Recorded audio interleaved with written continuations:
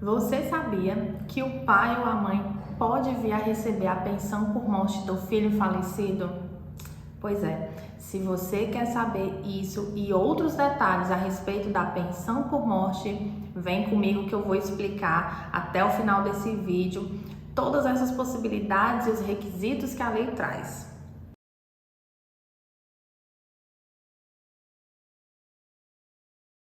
Oi, gente, tudo bem com vocês? Meu nome é Layara Félix, eu sou advogada aqui do escritório Domitila Machado. Nós somos um escritório de advocacia voltado para a área previdenciária e hoje no vídeo eu vou estar falando com vocês a respeito da pensão por morte, trazendo uma conclusão para aquela situação do pai ou mãe poder receber esse benefício, né? Então, vamos lá. Muitas vezes a gente pensa que se trata de uma situação difícil de acontecer, mas não. Inclusive, nós estamos com uma cliente aqui no escritório, recente, que chegou com a seguinte dúvida: o meu filho, ele faleceu, eu posso receber a pensão por morte? Pois bem, o que seria a pensão por morte, né? Vamos começar por aqui, entendendo o benefício. O objetivo da Previdência foi criar a pensão por morte a fim de amenizar, né, o luto da pessoa pelo seu ente querido, né, pelo segurado falecido. Então ela criou a pensão por morte com esse objetivo principal.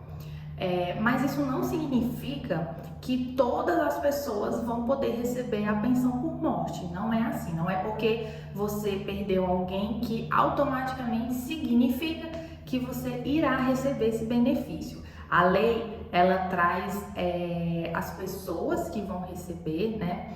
E as circunstâncias que elas poderão receber, as regras que elas terão que seguir para poder receber a pensão por morte.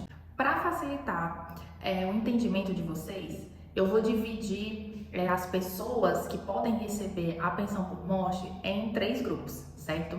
Nós temos o grupo 1, que nele tem o cônjuge ou companheiro, os filhos menores de 21 anos, desde que não estejam emancipados, e os filhos maiores de 21 anos, desde que estejam com algum grau de incapacidade, certo? Nós temos também o grupo 2. O grupo 2 é exatamente o que engloba as pessoas que são o alvo aqui da nossa questão. São os pais, são os ascendentes, eles estão nesse grupo 2, certo? E nós temos também o grupo 3. O grupo 3, gente, são os irmãos do falecido, né? Com umas regrinhas semelhantes ao filho. São os irmãos menores de 21 anos, né? Que dependiam economicamente do falecido, e os maiores de 21 anos que também possuem algum grau de incapacidade. Pois bem, nós temos esses 3 grupos, então vamos entender as possibilidades, as regras que a lei traz para esses 3 grupos, né? Como que cada um vai poder receber a pensão por morte.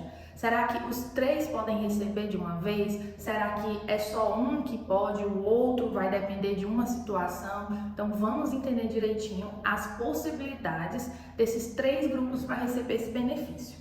Vamos começar sobre o primeiro grupo, que é aquele que tem o cônjuge ou companheiro e os filhos.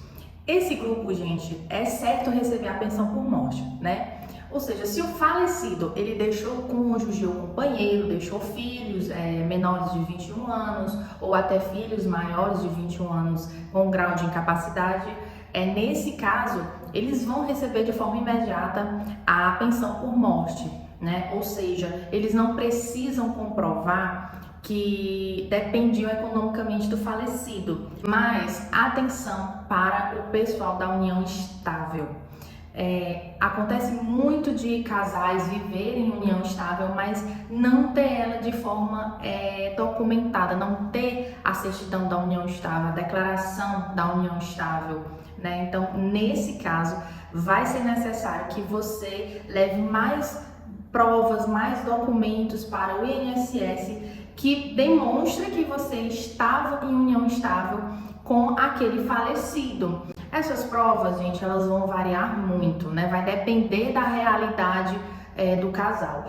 Pode ser comprovantes de pagamentos no nome do falecido, para contas de água, né, para endereço em comum, podem ser fotos do casal. Se tiver filhos, é importante colocar a certidão de nascimento dos filhos, né? Então vai realmente depender dos documentos que a pessoa tiver, certo? Quanto mais documento levar para provar essa união estável ao INSS, melhor. Vocês entenderam sobre o grupo 1, certo?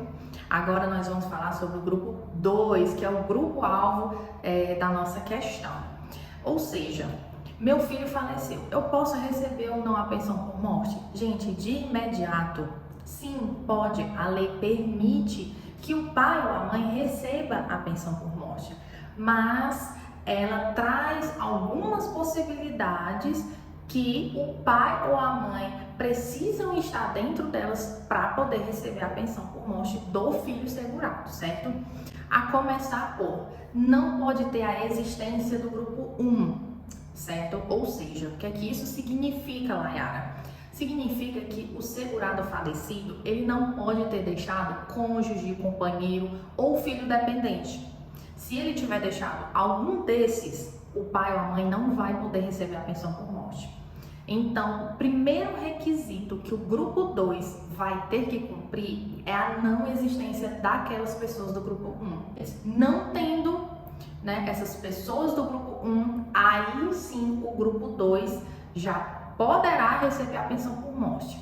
Mas, como se não te bastasse apenas isso, é necessário que o pai e a mãe também comprove que eles dependiam economicamente, financeiro, do filho falecido. Isso pode ser com pagamento de aluguel, comprovantes, né, em nome do falecido, para endereços que estejam no nome dos pais. Pode ser por comprovantes de transações bancárias, né? O filho transferiu dinheiro para o pai ou da mãe, costumava transferir dinheiro. Pode ser com comprovantes de pagamentos de despesas médicas, ou seja, acontece muito de filho pagar a despesa médica para o pai e para a mãe. Então, esse comprovante que esteja no nome do falecido e que conste lá que se trata de uma despesa do pai ou da mãe, serve também como forma de comprovar. Ou seja, a gente vai precisar analisar o contexto todo. Nós vamos agora falar do grupo 3, né? Como eu mencionei no começo do vídeo, o grupo 3, gente, engloba os irmãos, né? São os irmãos menores de 21 anos que não estejam emancipados, né? É uma regrinha bem parecida com o caso dos filhos, né? E os irmãos maiores de 21 anos que têm algum grau de incapacidade e dependiam do irmão falecido, né? Para custear despesas médicas, enfim. Gente, nesse caso, o grupo 3, ele segue regras parecidas com o grupo 2. Certo? Não pode ter as pessoas dos grupos anteriores, ou seja, o irmão só vai receber a pensão por morte se o falecido não tiver deixado cônjuge ou companheiro, filhos dependentes ou pai e mãe dependentes. Ou seja, não pode ter o grupo 1 e nem o grupo 2, né, dependentes do falecido, para o grupo 3 poder receber a pensão por morte, para os irmãos poderem receber a pensão por morte. E às vezes você pode pensar que se trata de uma situação muito distante, mas não é, gente. Na verdade, é mais comum do que parece. É o caso, por exemplo, de muitos irmãos que têm a guarda definitiva, né, do outro irmão. Nós temos diversas situações que irmãos perdem os pais muito novos, né, e o mais velho acaba detendo a guarda definitiva do mais novo, depois vem a falecer e o mais novo passa a receber a pensão por morte. Então, não é uma situação distante, certo? Uma outra regra que esse grupo 3, ou seja, os irmãos, vão também ter que seguir, assim como foi o caso do pai ou da mãe, é a dependência econômica. Eles precisam mostrar para o INSS que dependiam do irmão segurado, né? Então, não basta apenas ser irmão. Você precisa seguir a regra, né, que é o irmão menor de 21 anos ou maior que esteja em um grau de incapacidade, e precisa dizer para o INSS que dependia financeiramente daquele irmão falecido, certo? Então, segue regras quase que iguais ao grupo 2. Será que só o fato da pessoa ter falecido já significa que os outros terão direito à pensão por morte? Aí vem aqui umas observações. Para esse grupo 2 e 3, né, é necessário que o falecido tenha feito pelo menos uma contribuição ao INSS. Né? Se ele não tiver feito nada, nenhuma contribuição, não tem como receber a pensão por morte. Já para o cônjuge e o companheiro, é interessante que o falecido tenha feito pelo menos 18 contribuições.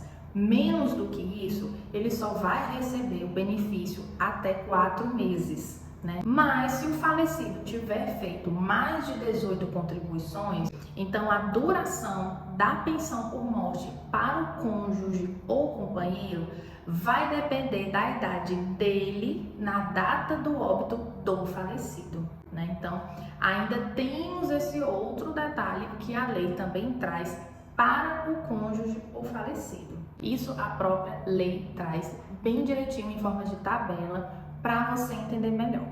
E aí, em relação ao ascendente, em relação ao pai ou à mãe, né, o que a gente pode concluir de tudo aqui que eu falei? Primeiro, não pode existir aquelas pessoas do grupo 1. Não pode ter o cônjuge, o companheiro, nem filhos dependentes, né? Nesse caso, a pensão sobe para o pai ou para a mãe, mas ainda vão precisar comprovar que dependiam financeiramente do filho falecido, né? Tanto precisa comprovar essas situações, como o filho falecido, ele tem que ter feito pelo menos uma contribuição para o INSS, então não é algo tão automático assim. Então, como vocês podem perceber, são situações que exigem atenção, que exigem detalhes, documentos que vão precisar ser apresentados ao INSS. Então, ainda que você se encaixe nessa situação, é muito importante que tenha um advogado especialista cuidando desse caso, porque ele é quem vai lhe orientar na melhor forma, ele é quem vai atrás dessas documentações, ele sabe o que é que o INSS quer, então ele vai saber lhe ajudar. Tenha sempre isso em mente. Um advogado especialista pode fazer a diferença na sua situação. Então é isso, gente. Eu espero que vocês tenham gostado, eu espero que vocês tenham entendido, que tenha ficado claro, né, para vocês sobre essas possibilidades e regras da pensão por morte. Qualquer dúvida vocês podem colocar aqui nos comentários. Visitem o nosso site, lá também vai conter mais informações sobre isso e sobre outros benefícios e outras situações. Certo? Então eu espero que vocês tenham gostado, comentem, deixem um like e nos sigam, porque nós vamos estar trazendo mais conteúdo sobre outros benefícios e situações específicas que muitas vezes pode ser a dúvida de você, certo? Tchau e até a próxima!